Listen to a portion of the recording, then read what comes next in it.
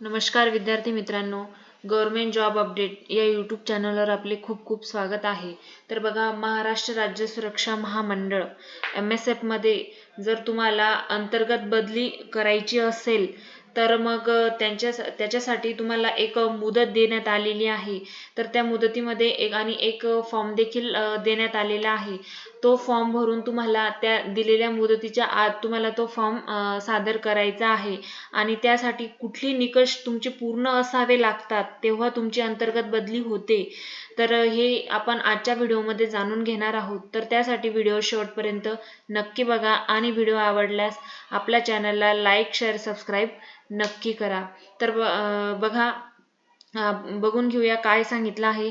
तर बघा, हा जो अंतर्गत बदलीचा आदेश आहे तो बघा 11 डिसेंबर 2025 ला आलेला आहे।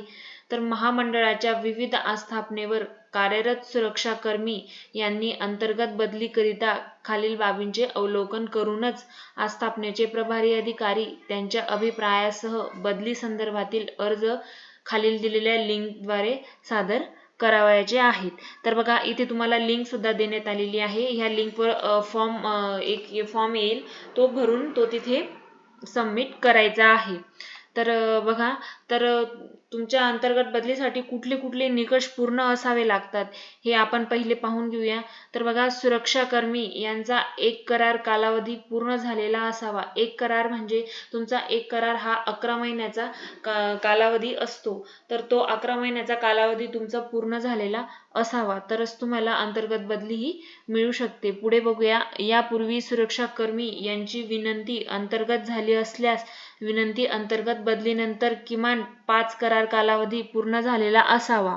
तर बघा, जर तुमची पहिले अंतर्गत बदली झाली असेल आणि तुम्ही परत अंतर्गत बदली करायची असेल तर तुमच्या पुढे 5 करार कालावधी पूर्ण हा झालेला पाहिजे।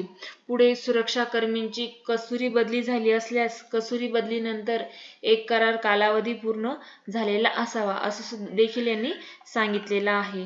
तर पुढे बघा, सुरक्षा कर्मी यांची प्रशासकीय बदली झालेली असून पुन्हा त्याच आस्थापनेवर अंतर्गत बदली करता अर्ज सादर केल्यास सदरचा अर्ज अपात्र राहील। तर समजा तुम्ही पहिल्या एका स्थापनेवर काम केलेलं आहे, नंतर तुम्ही अंतर्गत बदली केलेली आहे आणि पुन्हा तुम्हाला त्याच स्थापनेवर अंतर्गत बदली करून घ्यायची आहे, म्हणजे तुमची तिथे प्रशासकीय सेवा झालेली आहे आणि परत तुम्हाला तिथे अंतर्गत बदली करायची आहे, तर यासाठी तुमचा अर्ज अपात्र हा ठरवण्यात येईल। तुमची अंतर्गत बदली ही होऊ शकत नाही। सुरक्षा कर्मी हा प्रत्यक्ष कर्तव्यावर हजर असावा। तर तुम्ही आता जे काही आस्थापनेवर आहेत त्या तिथे तुम्ही प्रत्यक्ष कर्तव्यावर हजर असले पाहिजे। पुढे बघा, अंतर्गत बदली करणाऱ्या सुरक्षा कर्मींनी आपल्या अंतर्गत बदलीच्या अर्जावर आस्थापनेवरील प्रभारी अधिकारी यांचा सही व शेरा असणे हे अनिवार्य आहे। तसंच पुढे बघा, सदर अर्ज सादर करताना तिघांपैकी एकाच सुरक्षा कर्मी मार्फत अर्ज भरण्यात यावा। समजा सदरचे अर्ज हे व्यवस्थितरित्या भरलेले असले पाहिजे। ज्या सुरक्षा कर्मी यांचे अर्ज चुकीचे असतील त्यांच्या अर्जाचा विचार हा केला जाणार नाही। त्यामुळे तुम्ही फॉर्म भरताना हा अर्ज व्यवस्थित भरायचा आहे। उदाहरणार्थ, जे 3 सुरक्षा कर्मी यांच्यामध्ये बदली असेल, फक्त हा जो पॉइंट आहे बघा, अर्ज सादर करताना तिघांपैकी एकच सुरक्षा कर्मी मार्फत अर्ज भरण्यात यावा। म्हणजे उदाहरणार्थ 3 सुरक्षा कर्मी यांच्यामध्ये बदली असेल तर फक्त पहिला सुरक्षा कर्मी याने अर्ज सादर करावा। बाकी 2 सुरक्षा कर्मी यांना अर्ज सादर केल्यास तिन्ही सुरक्षा कर्मी यांचा अर्ज हा रद्द करण्यात येईल। तर बघा, तुम्हाला जर अंतर्गत बदली करायची असेल तर त्यासाठी एवढे निकष तुमचे पूर्ण असायला हवेत, तेव्हाच तुमची अंतर्गत बदली ही होऊ शकते। आणि हा अर्ज सादर करण्यासाठी त्यांनी कालावधी दिलेला आहे, तो 12 डिसेंबर 2025 ते 22 डिसेंबर 2025 रोजी सकाळी 10 वाजेपर्यंत अर्ज स्वीकारले जातील।